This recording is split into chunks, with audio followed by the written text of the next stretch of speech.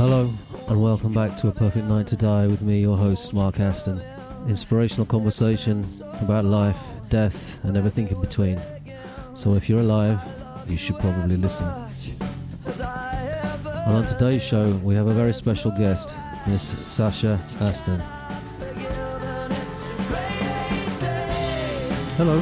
Hello. Would you like to introduce yourself? Yes, I am Sasha Aston and I am 12 years old. And where have you come from today? The living room. The living room. Yeah. Well, thank you for coming all the way from the living room.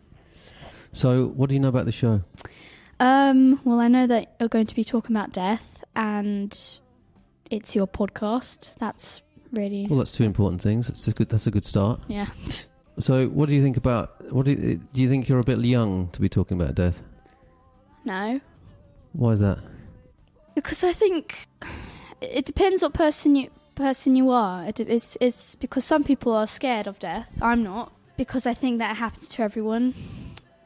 It can happen in a bad way. It can happen in a good way. It can happen in a good way by dying old, just by old age, or you can die badly in an accident or something. But I don't mind speaking about death because I'm not scared about it. Well, that's great. What would be a good death for you? By old age. Just dying by old age, which would be brilliant. So this is called A Perfect Night to Die. So what do you think your perfect night to die would be? What would it look like? I think it would be probably dying in my favourite country, or just my favourite place in the world. And what's that? What's your favourite country? India. Probably when the sun sets, I'll probably be buried next to Sweetie, the dog that we met in India. And she's your favourite dog? Yes. Dream dog. And who else would be there? I haven't really thought about it. I haven't planned it out, really, but... No, because you're 12. Yeah. And what do you think happens afterwards? What actually happens? Where do you think you go? I think I kind of live on the clouds. I think I do. I think I do look over people. I wouldn't call it heaven, because I don't think that's just a word people made. To describe something that we don't understand, perhaps. Yeah, but maybe it isn't called that. I would call it nothing. So I wanted you to be on this because I know that you said that you have a feeling of where you came from and what God is, and that you're the goddess. What can you explain what you mean by that? I just thought that for fun, but I think science is so amazing these days, and people know much more than they used to. It makes much more sense. So science, rather than there being some God that you can't really understand. No, I do understand it because I've learned at school. I've learned about what Christians believe. And so, what feeling do you have when you're kind of on your own, and your sense of connection with nature, or the love that you feel for your friends or your family? Where do you think that comes from? The thing I have for nature is quite powerful. I really love nature, and I just think I was just born like that. I had that power to connect with nature very well, and I did when I was small. I did spend a lot of time outside, climb trees. So the energy that happened when you were born, when you came through, popped out into this world with your green hair and your huge, great big eyes, and that energy that's inside of you for however many years that you live, where do you think what happens to that when you die? Where does that go?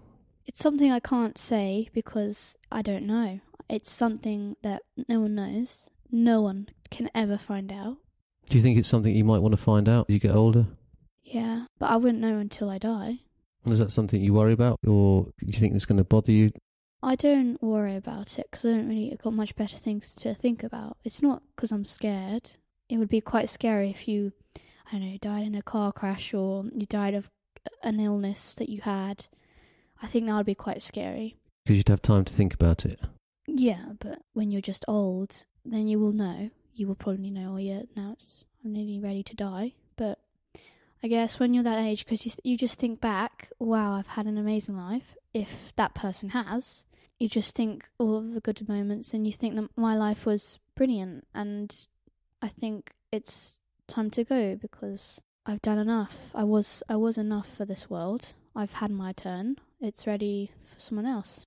So that would be a life well lived. Yeah. We should do a plug. We should plug your film. Tell me about that. What, my film? Plug it into what? I'm going to plug it on the show.